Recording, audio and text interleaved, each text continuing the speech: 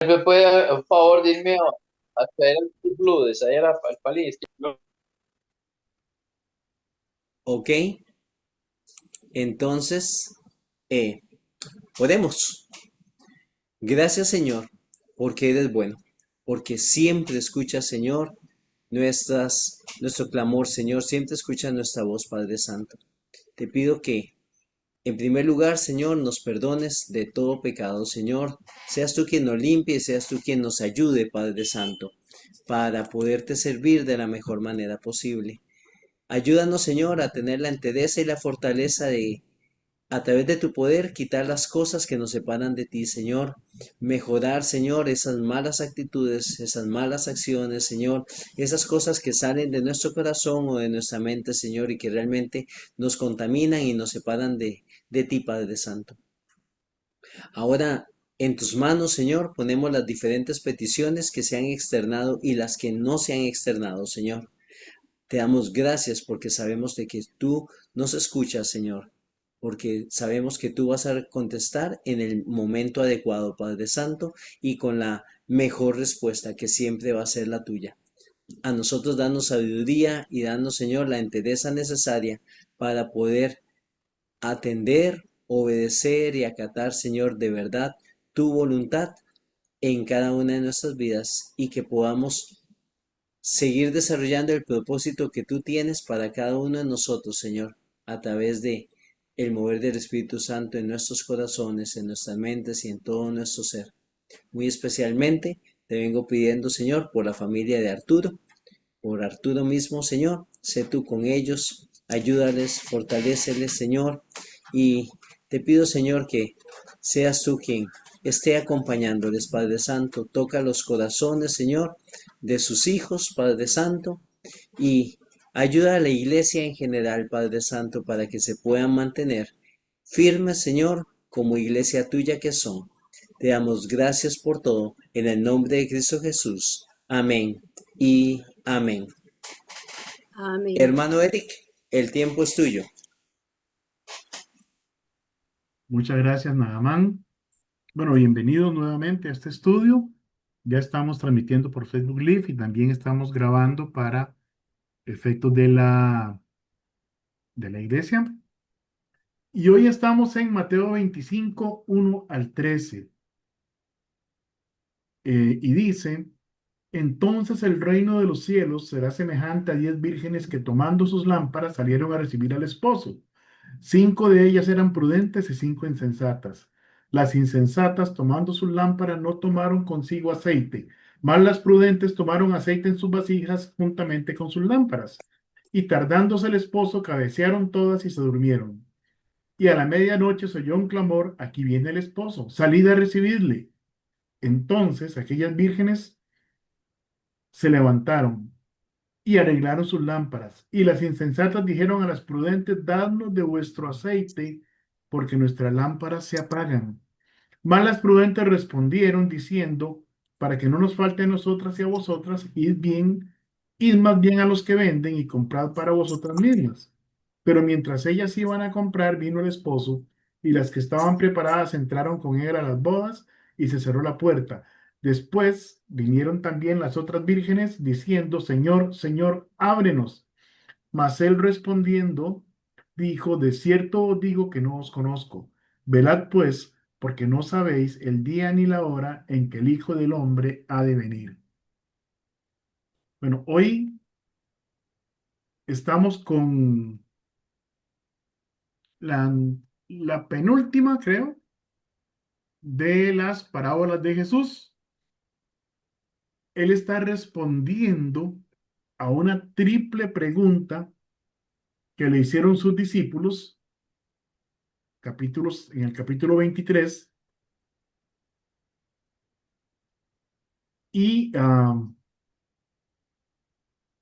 él le responde en medio de un discurso llamado el discurso del Monte de los Olivos, porque fue dado ahí, en el cual describe hechos futuros.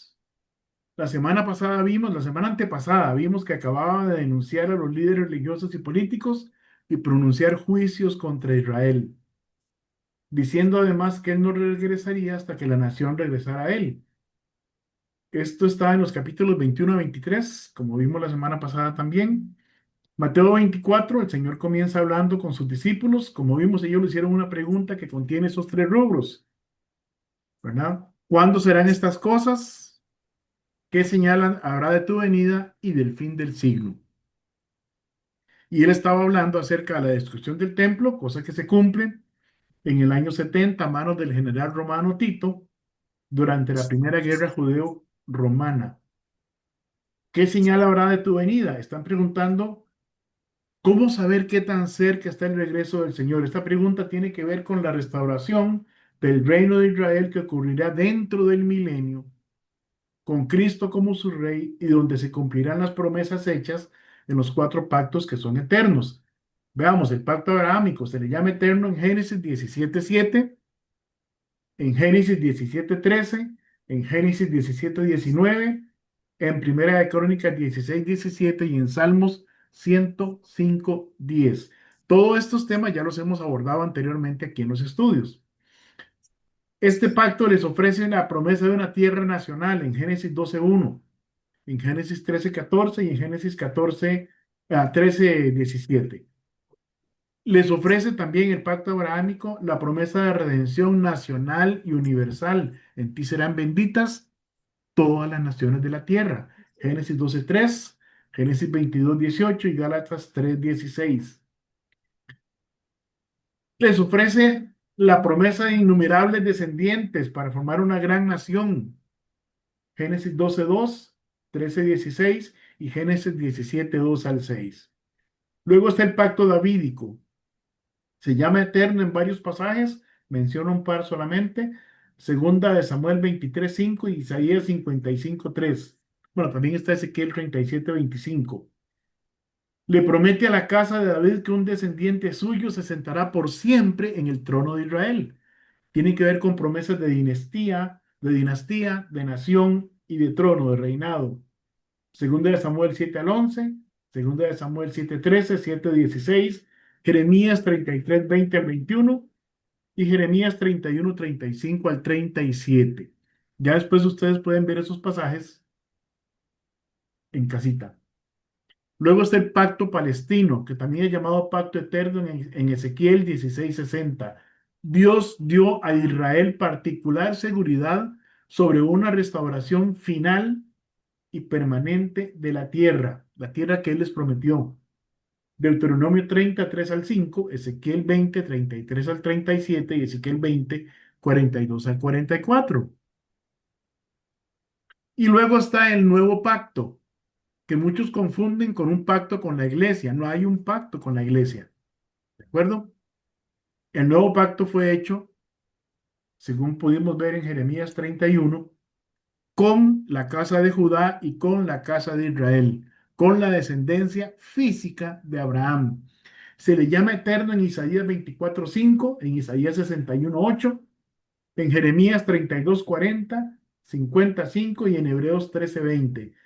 Tiene particularmente que ver con la bendición espiritual y la redención de Israel. Jeremías 31, 31 al 40, Hebreos 8, 6 al 13 y otros pasajes más. Importante sobre este pacto derrama muchísimas bendiciones de las cuales también la iglesia goza, como por ejemplo, perdón de pecado, salvación y vida eterna. Pero no es un pacto que Dios haya hecho con su iglesia. Ahora, ¿qué señal habrá del fin del siglo? La tercera parte del interrogante que le hacen los discípulos. Bueno, si bien no son pocos los que tratan de relacionar el reconocimiento de Israel como nación independiente y su regreso a la tierra de Palestina el 14 de mayo del 48, en Mateo 24 y en los evangelios no hay ninguna referencia dada por el Señor Jesucristo que nos haga pensar tal cosa. Lo que sí es claro es que el regreso del Señor a la tierra se da 7 años después del rapto, y no sabemos cuándo va a ser el rapto, o 3 años y medio después, y lo dice él mismo en Mateo 24:15, de lo que se menciona en Daniel 9:27, lo que llamamos la abominación desoladora, que es la única señal clara y definitiva de una fecha aproximada del regreso del Señor a la tierra. ¿Por qué? Porque después de ese hecho en donde el anticristo entra al templo, se proclama a Dios, exige adoración de los israelitas y del mundo como si él fuera Jesucristo mismo. Después de ese hecho pasarán 3 años y medio para que el Señor regrese con sus santos, derrote a todos sus enemigos y entonces venga lo que llamamos el juicio contra la nación Israel y el juicio contra las naciones y otros juicios más de los cuales también ya estuvimos viendo cuando estudiamos las dispensaciones.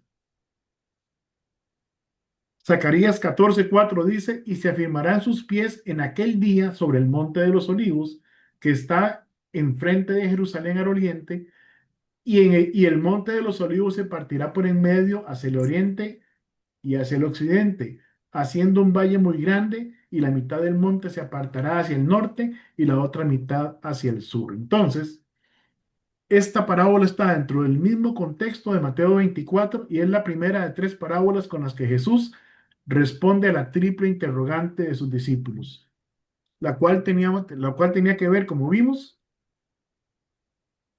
cuando estudiamos la parábola de la higuera, que fue la primera de esta serie de 3,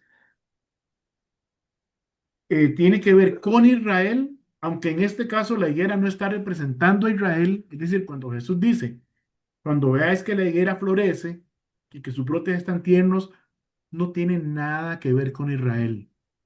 Les está diciendo que así como ellos reconocen las señales de cuando el verano está cerca, vean las señales que Él les habló. ¿En dónde? En Mateo 24, del 1 al 31, para saber qué tan cerca puede estar el Señor. Ahora, cuando el Señor dice que no pasará esta generación hasta que acontezcan estas cosas, se refiere a la generación que va a ver esas señales. Y esa generación no es ni la de los discípulos que le hicieron la pregunta, ni la de nosotros que estamos aquí en la iglesia, sino aquellos que vivirán el tiempo de la gran tribulación. Yo sé que voy rápido, pero todo lo de aquí para atrás son temas que hemos visto en diferentes ocasiones, excepto por algunos que son nuevos en el foro, aquí en estos estudios, pero en algún momento vamos a volver a repasar los estudios. Entonces, hay un contraste entre las vírgenes insensatas y las prudentes. Entonces el reino de los cielos será semejante a 10 vírgenes que tomando sus lámparas salieron a recibir al esposo. 5 de ellos eran prudentes y 5 insensatas. Las insensatas tomando sus lámparas no tomaron consigo aceite, mas las prudentes tomaron aceite en sus vasijas juntamente con sus lámparas. Aquí se hace una comparación entre la actitud indolente o irresponsable de las vírgenes insensatas y la actitud previsoria, responsable de las vírgenes prudentes. ¿Okay? Ahorita vamos a hacer un recorrido por la parábola y al final vamos a explicarla. Y tardándose el esposo, cabecearon todas y se durmieron. Es decir, ellas estaban a la espera, avanzó la noche, se durmieron todas. Las 10 vírgenes estaban dormidas.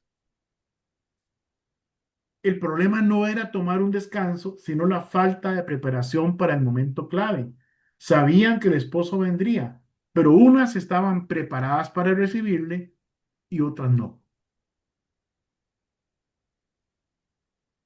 Y a la medianoche se oyó un clamor: aquí viene el esposo, salid a recibirle. Y entonces todas aquellas vírgenes, las 10, se levantaron y arreglaron sus lámparas. Entonces, ante la voz de alerta por la llegada del esposo, todas se despiertan, preparan sus lámparas, pero las insensatas se dan cuenta de que no tenían aceite para mantener sus lámparas encendidas, mientras que las prudentes habían llevado una vasija con aceite adicional con la cual recargar las lámparas. Ahora en un rato vamos a ver cómo son esas lámparas. Y recordemos que esas lamparitas duraban muy poquito, ¿verdad? Y que solo alumbraban para poder caminar un paso a la vez. Entonces, era vital que las tuvieran porque la oscuridad era completa. Y las 5 vírgenes insensatas no llevaron aceite suficiente para mantener sus lámparas encendidas, mientras que las prudentes sí. Entonces está oscuro y necesitan las lámparas para poder ver su camino. Entonces las insensatas dicen a las prudentes, danos de vuestro aceite porque nuestras lámparas se apagan. Eso es como cuando en la universidad o en el colegio se hacen grupos de estudio, ¿verdad? Y unos se preparan, estudian y otros dicen, oiga, regálenme sus apuntes para poder presentar mi tarea. Bueno, pues más o menos algo así está pasando aquí. Pero las prudentes respondieron diciendo, para que no nos falte a nosotras y a vosotras, id más bien a los que venden y comprad para vosotras mismas. Entonces, las insensatas buscan el camino fácil, dadnos vuestro aceite. Pero las prudentes no accedieron, así que les dijeron, corran a ver si consiguen en el mercado su propio aceite. Pero mientras ellas iban a comprar, vino el esposo y las que estaban preparadas entraron con él a las bodas y se cerró la puerta. Entonces fueron, pero el tiempo no les alcanzó. Llegaron tarde. Ya la puerta estaba cerrada. Quedaron fuera de las bodas.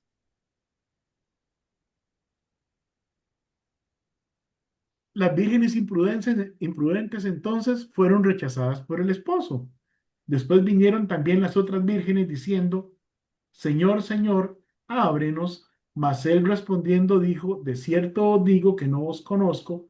Velad pues, porque no sabéis el día ni la hora en que el Hijo del Hombre ha de venir.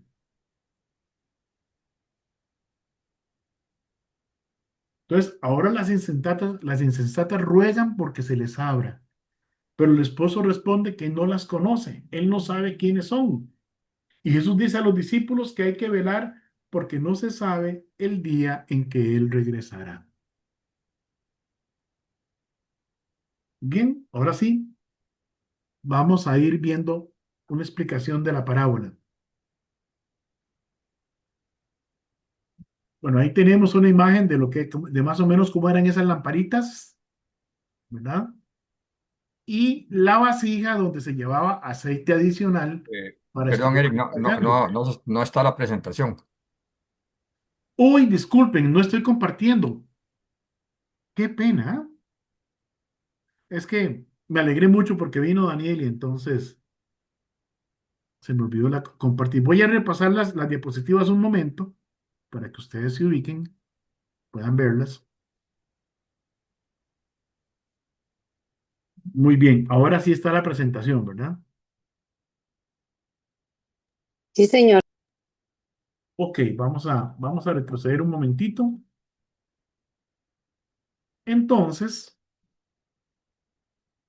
en el Monte de los Olivos, Jesús dio un discurso, luego sus discípulos se le acercaron solicitándole que les diera unas respuestas. Muy bien, por ahí está entrando Josué Dota. Daniel, ¿tú conoces a Josué?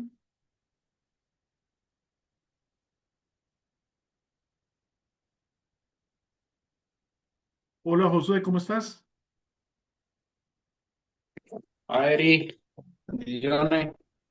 Bendiciones. Por ahí hay un coterráneo tuyo, Daniel Tamayo, el doctor.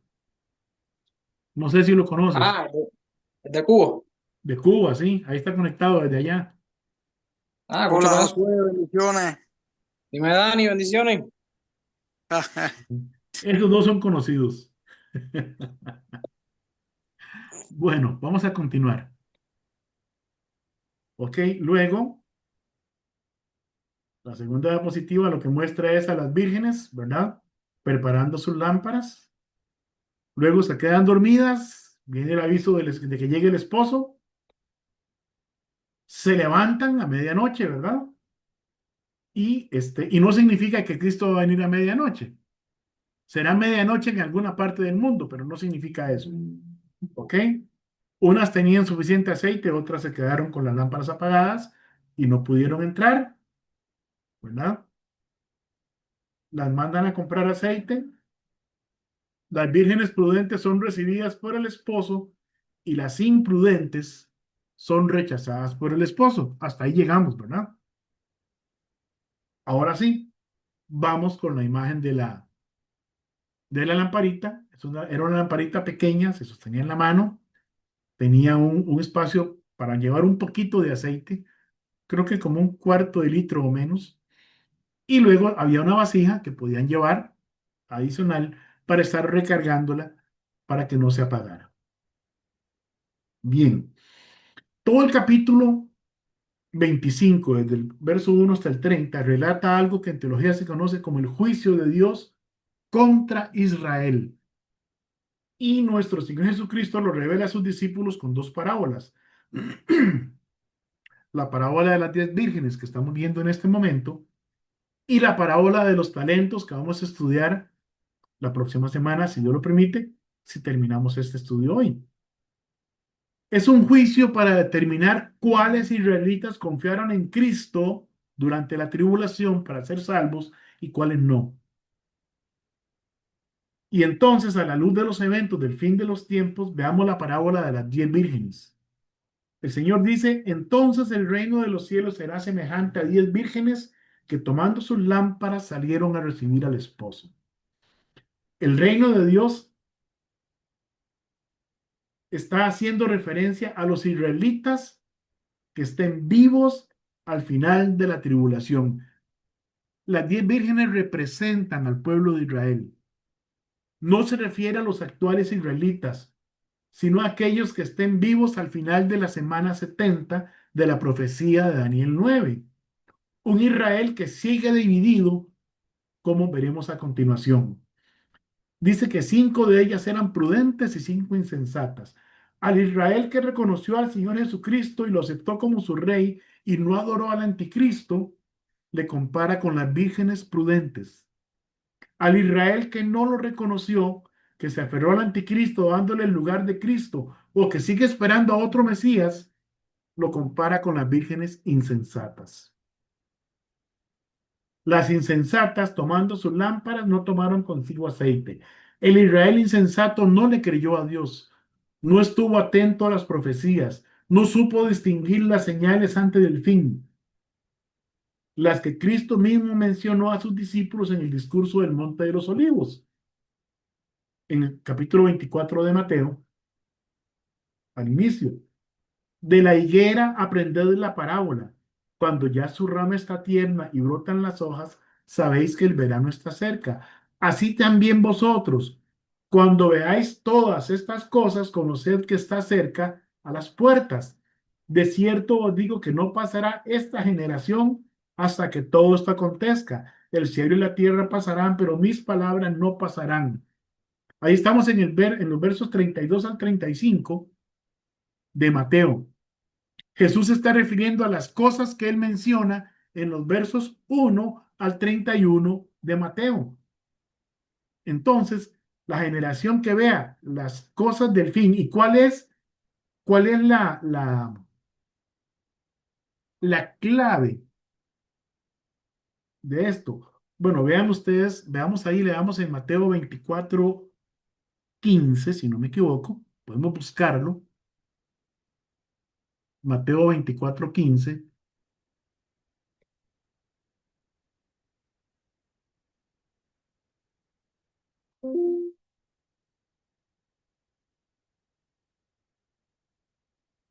Y dice, por tanto, cuando veáis en el lugar santo a la abominación desoladora de que habló el profeta Daniel, el que lee entienda. Entonces los que estén en Judea huyan a los montes y los que estén en la azotea no descienda para tomar algo de su casa y el que esté en el campo no vuelva atrás para tomar su capa.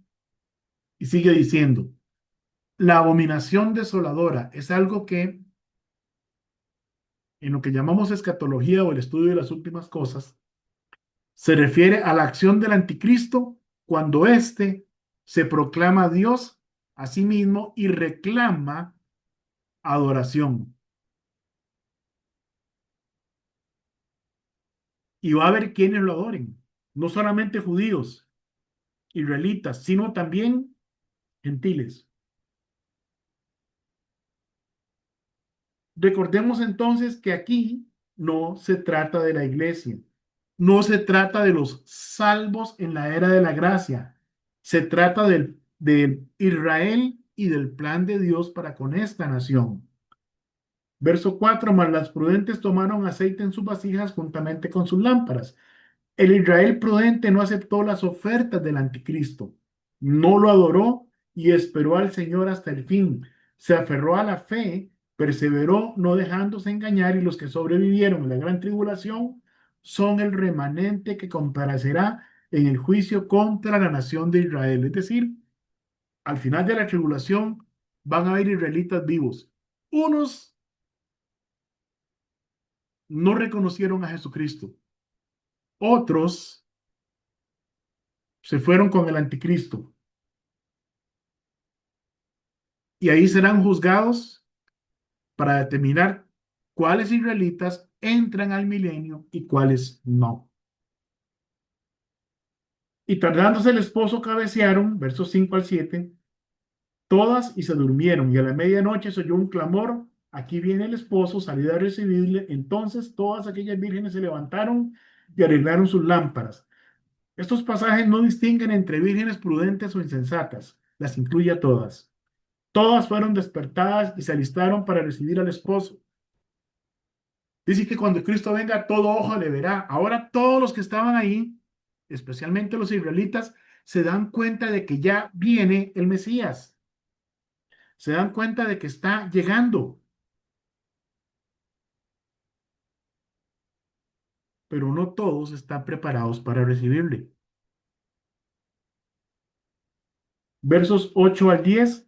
Y las insensatas dijeron a las prudentes, dadnos de vuestro aceite, porque nuestras lámparas se apagan. Mas las prudentes respondieron diciendo, para que no nos falte a nosotras, a vosotras, id más bien a los que venden y comprad para todas, comprad para vosotras mismas.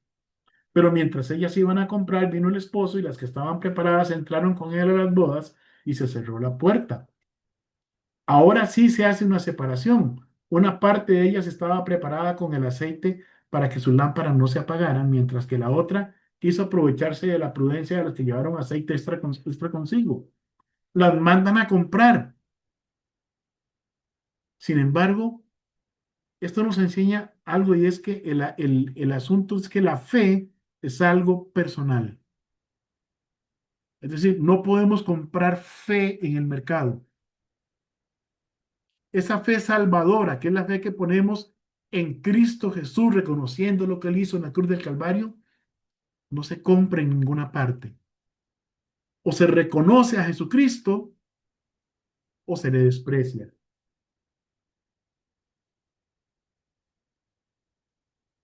Podemos comparar entonces el aceite con la fe, aquella fe necesaria para creer que Jesús es el Hijo de Dios, que una vez vino a dar su vida en una cruz y que venció la muerte, dándonos a todos esperanza de vida eterna, como lo dice 1 Juan 5, 11 al 12. Y este es el testimonio que Dios nos ha dado vida eterna, y esta vida está en su Hijo. El que tiene al Hijo de Dios, el que tiene al Hijo tiene la vida. El que no tiene al Hijo de Dios no tiene la vida. La vida eterna no se consigue, no se hereda de parte de un familiar. No hay forma de ganarla, ya Cristo la ganó para nosotros. Él es el que fue a la cruz. Sigue diciendo el pasaje, versos 11 y 12. Después vinieron también las otras vírgenes diciendo, Señor, Señor, ábrenos. Mas él respondiendo dijo, de cierto os digo que no os conozco. Este es el Israel que no estaba esperando a Jesús, el que fue rechazado en el juicio de Dios contra la nación de Israel. Dice Romanos 9:6. No que la palabra de Dios haya fallado, porque no todos los que descienden de Israel son israelitas. Velad, pues, dice el verso 13, de nuestro pasaje en Mateo, porque no sabéis el día ni la hora en que el Hijo del Hombre ha de venir. Como hijos de Dios, como salvos por medio de Jesucristo, no sabemos cuándo el Señor viene por sus santos. En esa, en esa venida por sus santos, el Señor no regresa a la tierra. Él se queda en el aire y nosotros seremos arrebatados hacia Él en el aire. Los muertos en Cristo, es decir, los salvos en la era de la iglesia o en la era de la gracia, resucitarán primero. Y luego los que estemos vivos, seremos también transformados en el aire, recibiendo un cuerpo glorioso para recibir al Señor en el aire y nos iremos con Él. En la tierra va a haber 7 años de tribulación, donde ocurrirán todas estas cosas. Al final de esa tribulación, Jesucristo viene con sus santos, derrota a sus enemigos, convoca a todos los israelitas de todos los rincones de la tierra. Dice que los ángeles de Dios van a recogerlos de todos los rincones de la tierra y los van a llevar ahí, a ese lugar donde Él va a estar en el monte, por el monte de los olivos. Perdón, e Israel va a ser juzgado como nación e individualmente. Es ahí donde Israel será juzgado y donde el Señor dirá cuáles israelitas entran al milenio, al reino milenial, y cuáles no. Recordemos que al milenio no va a entrar ninguna persona que no sea salva. En el milenio solo entrarán los salvos, gentiles o israelitas, pero solamente salvos. Habrá dos tipos de personas, unas con cuerpos inmortales, los santos del Antiguo Testamento que resucitan para recibir las promesas que le fueron hechas en los grandes pactos, la iglesia que regresa con el Señor, los salvos que no se unieron a la iglesia pero que aceptaron a Jesús durante el tiempo de la gracia, con cuerpos inmortales. Y luego todos los que salen de la gran tribulación, que no se rindieron ante el anticristo, que decidieron seguir a Cristo, que fueron salvos por su fe en Cristo, pasan con cuerpos mortales al milenio. Y estos se van a seguir reproduciendo, tendrán que seguir trabajando y el mundo sigue su curso.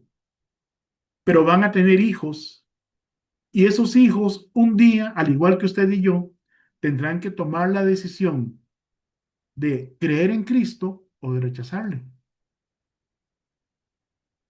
Y aunque se espera que por tener a Cristo reinando en Jerusalén y ver un mundo completamente diferente al que conocimos, al que conocemos nosotros, con características especiales, se espera que la mayoría crea en Cristo.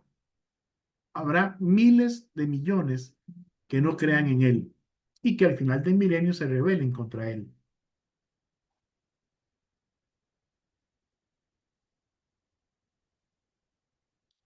Ahora, ¿cómo nos afecta esto a nosotros? ¿Cómo afecta todo esto a la iglesia y al resto de los gentiles?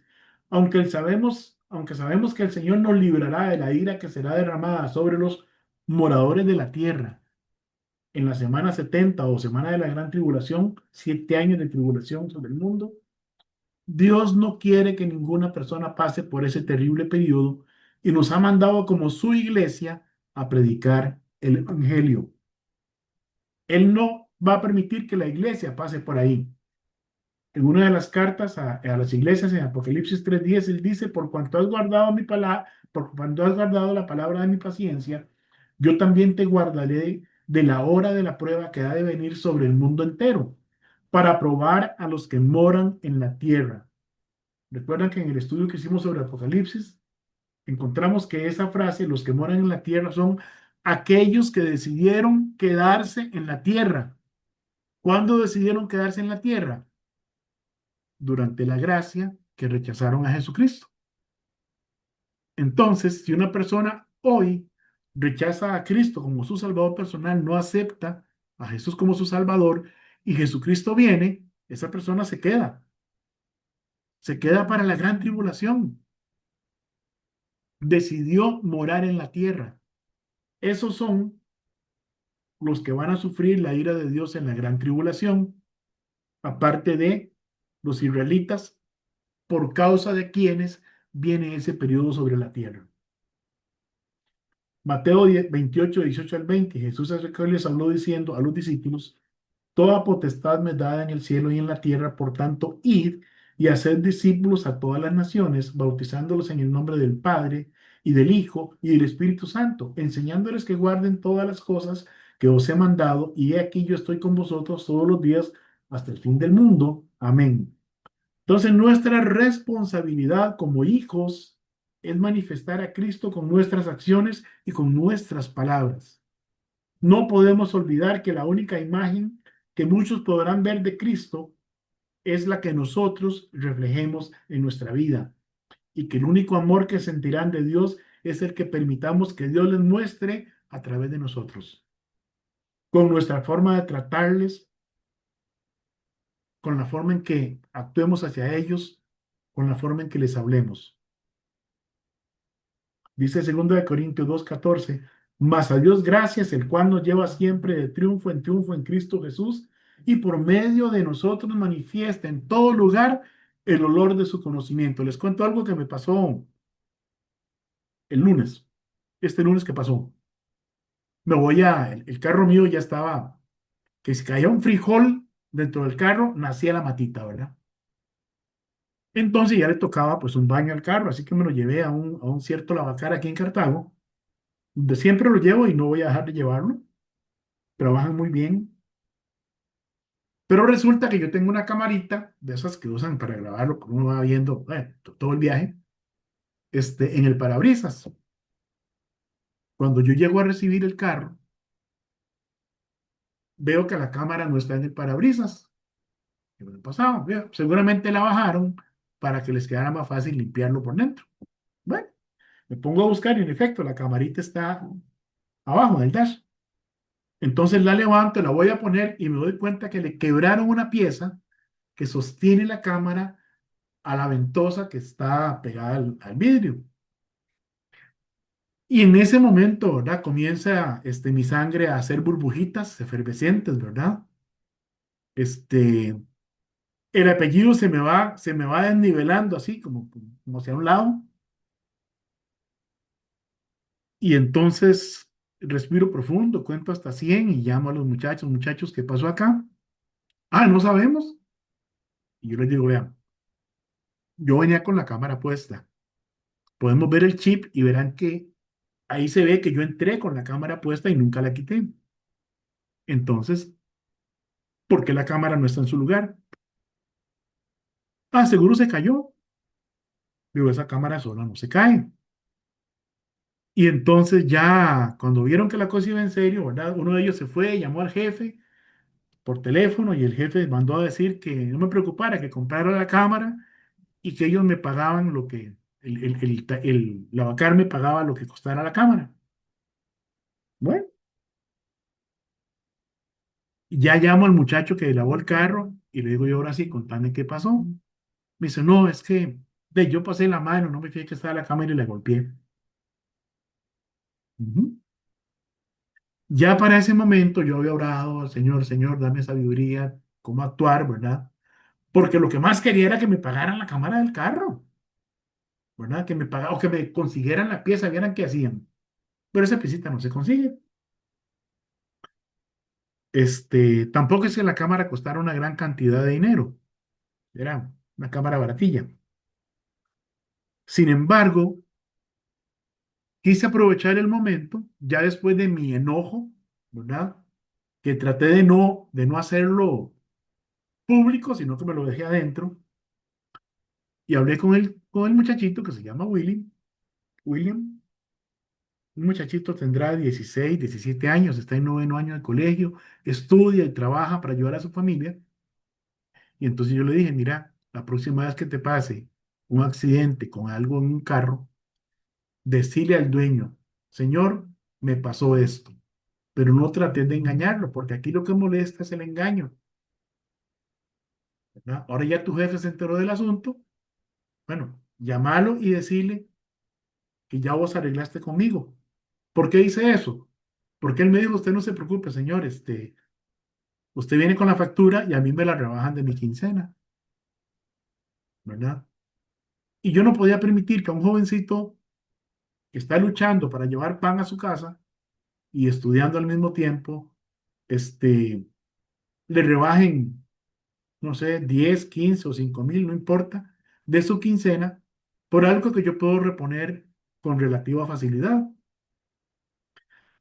Pero aproveché para mostrar, para entregar unos tratados, siempre andan unos trataditos en el carro y aproveché para darles unos tratados a los chiquillos. Yo le dije, mira, dale esto a tus compañeros. Y él se fue a repartir, ¿verdad? No voy a negar que me enojé, claro que me enojé, pero le doy gracias a Dios que pude darle testimonio a ese chiquillo de lo que es el amor y la misericordia de Dios. ¿Cuántas accidentes de conducta, para no llamar, o llamémoslos por su nombre correcto, cuántos pecados cometo yo al día, en la semana, al mes, y el Señor me disculpa y no me castiga como merezco? Me manifiesta su gracia, su amor. Así necesitamos nosotros tratar a los demás, con esa gracia, con ese amor, con esa misericordia con que Cristo nos trata a nosotros. Dice 2 Corintios 3:2, nuestras cartas sois vosotros, escritas en nuestros corazones, conocidas y leídas por todos los hombres.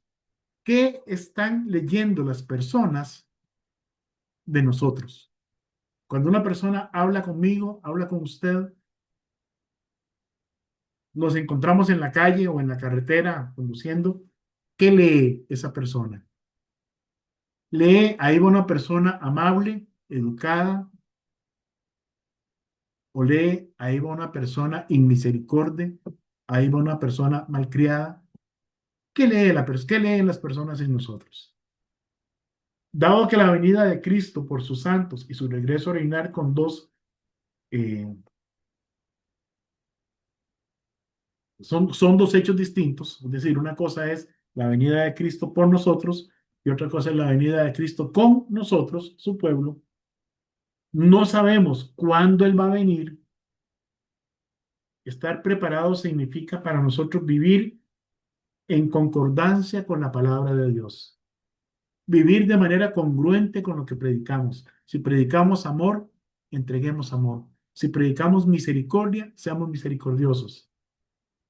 Si predicamos obediencia, seamos obedientes al Señor y sirvámosle, para que en el tribunal de Cristo no seamos avergonzados. Dice 1 Corintios 3:11 al 15, porque nadie puede poner otro fundamento que el que está puesto, el cual es Jesucristo. Y si sobre este fundamento alguno edificare oro, plata, piedras preciosas, madera, heno, hojarasca, la obra de cada uno será manifiesta, porque el día la declarará, pues por el fuego será revelada, y la obra de cada uno, cual sea, el fuego la probará. Si permaneciere la obra de alguno que sobreedificó, recibirá recompensa. Si la obra de alguno se quemare, él sufrirá pérdida, si bien él mismo será salvo, aunque así como por fuego, o aunque así como quien escapa de un gran incendio. Hermanita María Teresa, Sí, buenas noches, hermanos. Qué importante, hermano Rubira, de verdad el testimonio, la manera con que actuamos. Muchas veces no hablamos, pero un mal gesto, ¿verdad? Una actitud y cómo de veras el Espíritu Santo trabaja en nosotros. Toda actitud, toda acción. Muchas veces a mí me ha pasado, después de que cometo la injusticia, este, porque yo sí la he cometido, no tuve muchas veces la oportunidad como usted de contar 1000 veces, sino que impulsivamente me dejé llevar y después el Espíritu Santo me confronta y yo voy, pido perdón y trato de no volverlo a hacer. Pero sí es demasiado importante porque la familia, más que todo la familia, nos observa 24/7, ¿verdad? Y así como queremos ser excelentes en la congregación, y afuera con los vecinos, ¿qué más con la familia? Ser más cálidos, más amorosos, tolerantes. Muchas gracias por su testimonio. Amén. Gracias a Dios. Sí, con la familia, con los vecinos, con los compañeros de trabajo, con los hermanos en la iglesia, ¿verdad? A veces hay hermanitos que somos difíciles. Digo somos porque yo sé que yo no soy fácil. Entonces, amémonos unos a otros como Cristo nos ha amado. Bien, mis hermanos, espero que este estudio sea de bendición para nosotros. Sé que es muy poco tiempo para tanta información, pero esperemos que nos quede claro que cuando Jesús habla de estas cosas, no se habla de la iglesia. Cuando Jesús habla de estas cosas, está hablando del tiempo final, ¿verdad? Veamos el contexto. ¿Qué le preguntan ellos? ¿Cuándo? ¿Qué señales habrá de tu regreso? ¿Qué señales habrá antes del fin? ¿Cuándo ocurrirán estas cosas? Y tratemos de vivir de tal manera que si Cristo viniera hoy, nos encuentre preparados. No me refiero a salvación, me refiero a que podamos verle y decirle, sí, Señor, te he glorificado. Sí, Señor, te he obedecido.